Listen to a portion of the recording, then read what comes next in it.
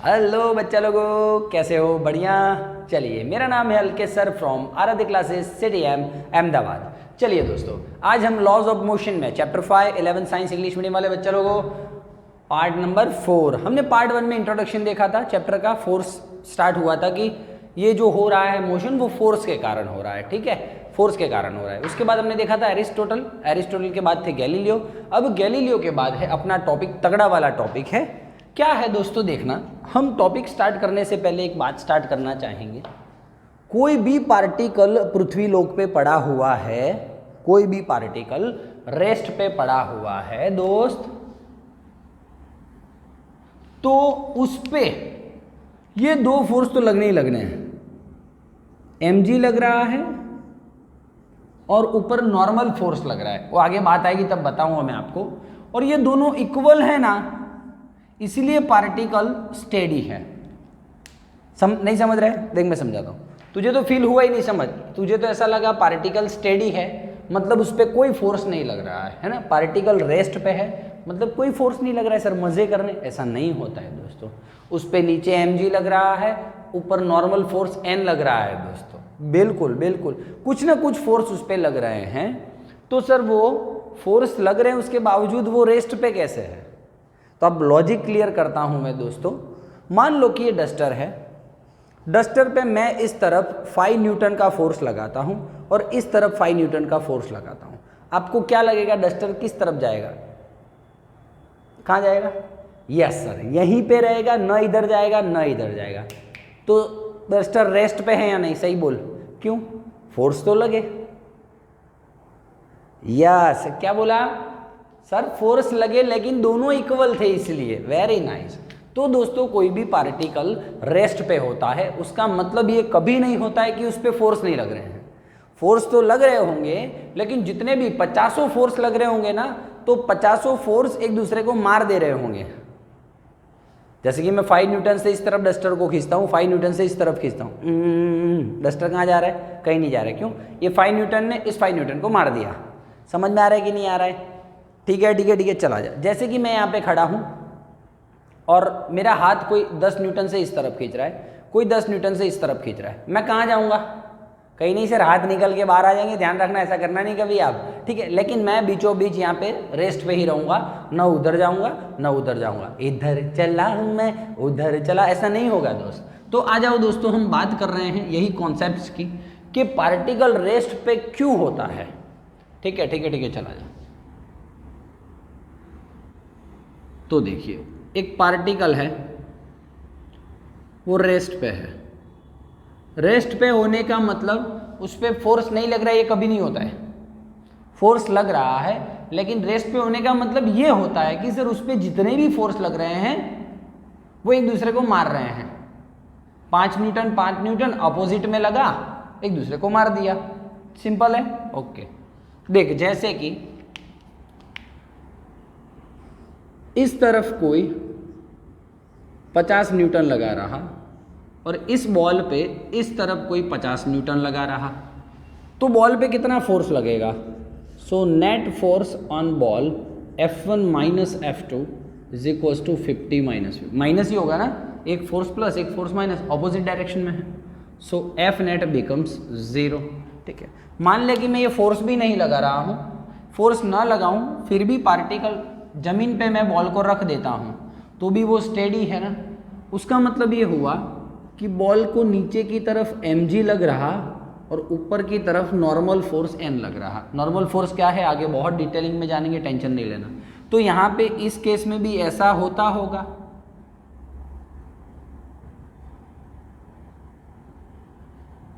कि ये n और ये mg इक्वल होंगे, तो क्या हो जा रहा होगा? नेट फोर्स 0 हो जा रहा होगा। तो मैं ये बोल सकता हूं दोस्तों, particle an object is at rest, that means F net force on particle on object is 0, इसलिए पार्टिकल हिल नहीं रहा है। समझ में आ रहा है? समझ में आ रहा है? डस्टर ऐसे पड़ा भी है ना दोस्त, तो उसमें नीचे mg ऊपर n लग ही रहा है, इसलिए और सेम लग रहे हैं, इसलिए वो हिल नहीं रहा है जगह पर से, ठीक है। और खींचेंगे तो ऑब्वियसली आपको लॉजिक दौड़ ही रहा है, 5 न्यूटन 5 न्यूटन, कहीं नहीं जाएगा, बीच में खड़ा रहेगा, सिंपल है। चला जा दूसरा एक्सपेरिमेंट में ये आपके साथ कर सकता हूँ कि मान ले दोस्त, मान ले बहुत ईजी वे में जाएंगे हम, बहुत ईजी वे में जाने वाले हैं। तारी नदियों पानी मोड़ जे तारगिड़िया बावड़ रोप दे नहीं मावड़ी पास से मांग जे खाली रात रे। बहुत सखत नवरात्रि आ भी रही है दोस्तों, है ना। चला जा 40 की स्पीड से पार्टिकल दौड़ रहा है, जुम जुम जुम जुम जुम, आगे जाके स्टॉप हो गया। क्या चक्कर है सर ये स्टॉप हो जाने का?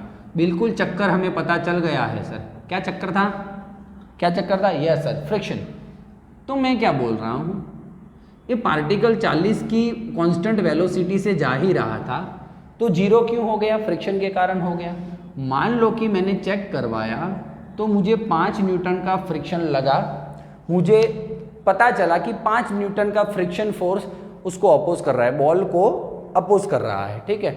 तो मैं लेके क्या करूँगा, 5 न्यूटन का एक्सटर्नल फोर्स जाके लगा दूंगा दबा, बॉडी पे 5 न्यूटन का एक्सटर्नल फोर्स में लगा दूंगा।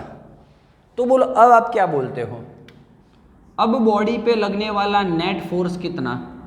External force minus friction force, 5 minus 5 becomes 0। तो दोस्तों अब पार्टिकल पे एफ नेट 0 लग रहा है, नेट फोर्स 0 हो गया। मतलब कि जो 40 की स्पीड से दौड़ रहा था वो अब 40 की स्पीड से ही दौड़ेगा। समझ में आ रहा है क्यों स्टॉप हुआ था? फ्रिक्शन के कारण। फ्रिक्शन 5 न्यूटन का, मैंने क्या किया, 5 न्यूटन का एक्सटर्नल फोर्स दे दिया, दोनों ने एक दूसरे को मार दिया। मतलब अब पार्टिकल का नेट फोर्स, पार्टिकल पे लगने वाला नेट फोर्स 0 है। मतलब कि पार्टिकल जो 40 की स्पीड से दौड़ रहा था वो कंटिन्यूसली 40 की स्पीड से दौड़ेगा। तो मैं लिख सकता हूं दोस्तों, an object keep continue its motion with constant velocity। ओहो सर, क्या बात है, क्या बात है सर।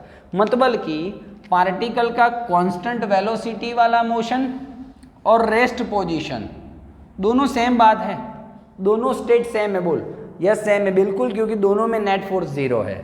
सो दोस्तों ये बहुत अच्छी बात मैं लिखने जा रहा हूँ, नेट फोर्स 0 होता है, नेट फोर्स 0 होता है। तो rest will remain at rest, rest will remain at rest and particle और ऑब्जेक्ट और an object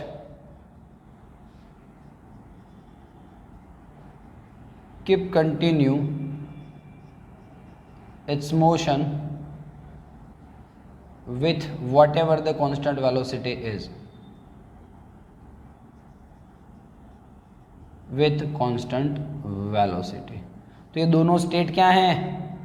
both state are same. Done है, डन है, डन है। तो देखिए दोस्तों मैं लिखता हूँ, शांति से सुनिएगा। तो क्या मैं क्वेश्चन में ऐसा लिख सकता हूँ अंदर कि भैया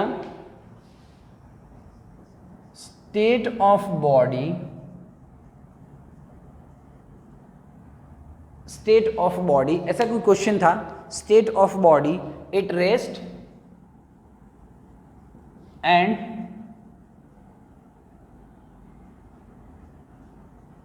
moving with constant velocity are equal.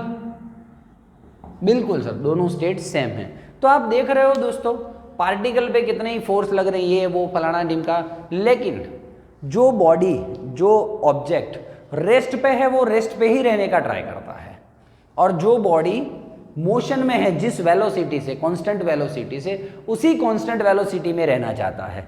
कोई पार्टिकल अपना स्टेट चेंज नहीं करना चाहता है दोस्तों, बिल्कुल कोई पार्टिकल अपना पोजीशन, अपना स्टेट चेंज नहीं करना चाहता है।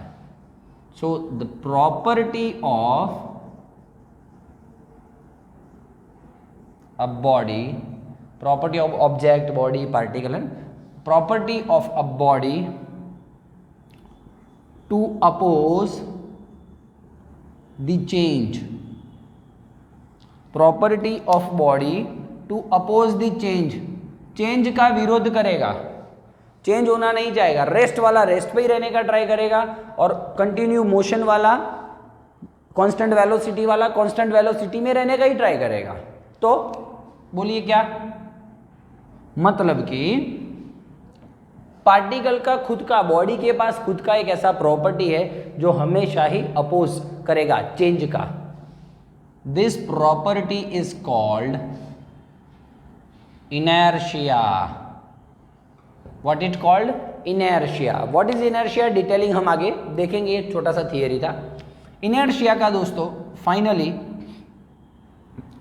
Inertia depends on mass, inertia depends on मास। दोस्तों कैसे मास पे? हैवियर मास या तो लाइटर मास, दो होंगे।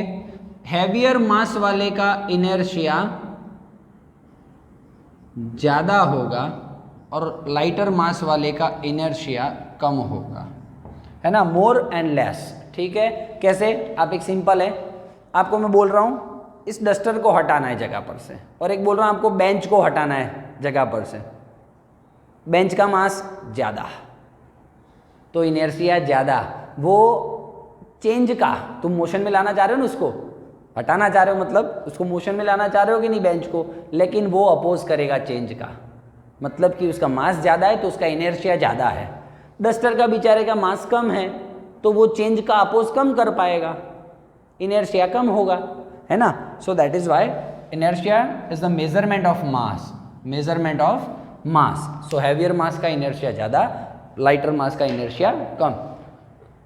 तो ये बातें दोस्तों आप एक बार स्क्रीनशॉट ले लीजिए शांति से, ठीक है। ये सारी बातें आपको तगड़े वाले कॉन्सेप्ट पे ले जाएगी आगे, जैसे जैसे आगे बढ़ रहे हम अच्छे अच्छे कॉन्सेप्ट सीखेंगे, ठीक है।